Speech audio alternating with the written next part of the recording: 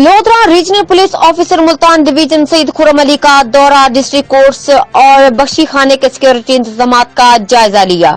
बख्शी खाने के हवालातियों से मसाइल भी दरियाफ्त किए। Regional police officer Multan division Saeed Khurram Ali ने दीगर अफसरान के हमरा लोधरा का दौरा किया। आरपीओ मुल्तान डिवीजन सईद खुर्रम अली ने डिस्ट्रिक्ट कोर्ट्स का विजिट करके सिक्योरिटी इंतजाम का जायजा लिया।